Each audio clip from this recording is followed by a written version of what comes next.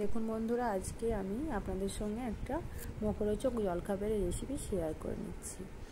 প্রথমে কড়াইয়ে তেল নিয়ে নিলাম, তাতে বাড়ির তৈরি করা আলুর চিপস ভেজে নেব। তেলটা কিন্তু খুব বেশি তাতালে হবে না, অল্প তাতেই চিপসগুলো করে নিতে হবে। তাই গ্যাসের ফ্লেমটা একদম স্লো রাখতে হবে। তাতে আস্তে আস্তে আমি চিপসগুলো ভেজে তুলে নেব।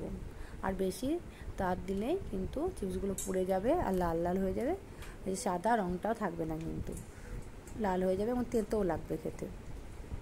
তাই হালকা তাতে আমি চিপসগুলো ভেজে তুলে নেব।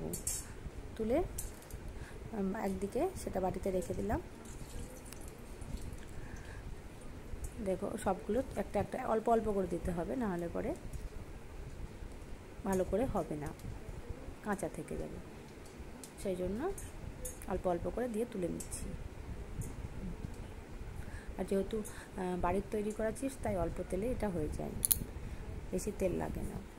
তো আমার চিপসগুলো ভাজা হয়ে গেছে, এবার আমি এটাকে সরিয়ে রাখলাম।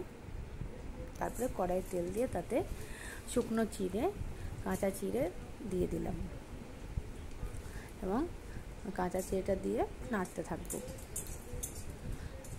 অনেকক্ষণ নাড়তে হবে, হালকা ফ্লেম দিয়ে, একদম হালকা ফ্লেম দিয়ে, নাহলে কিন্তু চিড়েটা লাল হয়ে যাবে, পুড়ে যাবে। তাই হালকা ফ্লেমে নাড়তে হবে। তারপরে একটু নুন দিয়ে দিলাম। নুনটা দিলে চিড়েটা ফুলবে এবং চিড়ের মধ্যে নুনের স্বাদটাও মিক্সড হয়ে যাবে। নুন দিয়ে সেটাকে অনবরত নাড়তে থাকলাম, যতক্ষণ না দেখো চিড়েগুলো একটু ফুলে ফুলে যাচ্ছে। আর আস্তে আস্তে নাড়তে নাড়তে চিড়েটা কিন্তু ফুলে যাবে। এখন দেখো আমার চিড়েগুলো ফুলে গেছে, এখন ভাজা হয়ে গেছে অনেকটাই। দেখো, অল্প ছিল, পরিমাণে বেড়ে গেছে। এরপরে আমি চানাচুর দিয়ে নিলাম খানিকটা।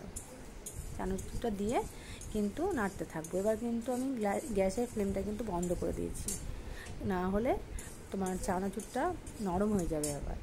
তার জন্য ফ্লেমটা বন্ধ করে চানাচুরটা দিয়ে নাড়ছি ওই কড়াইয়ে। তাতে আর ভাজা চিপসগুলো দিয়ে দিলাম ভেঙে, যেহেতু এটা মিক্সড হয়ে যাবে ওর মধ্যে, সেই জন্য চিপসগুলো ভেঙে মধ্যে দিয়ে নিলাম। দিয়ে নেড়ে সেটাকে মিক্সড করে নিলাম। আমার মিক্সচারটা হয়ে গেছে। দেখো, চিড়ে দেখতেও খুব সুন্দর হয়েছে না? আর খেতেও কিন্তু খুব সুন্দর, হেলদি আর টেস্টি। তাই এটা বাচ্চাদের জন্য আপনারা ট্রাই করে দেখবেন, ভালো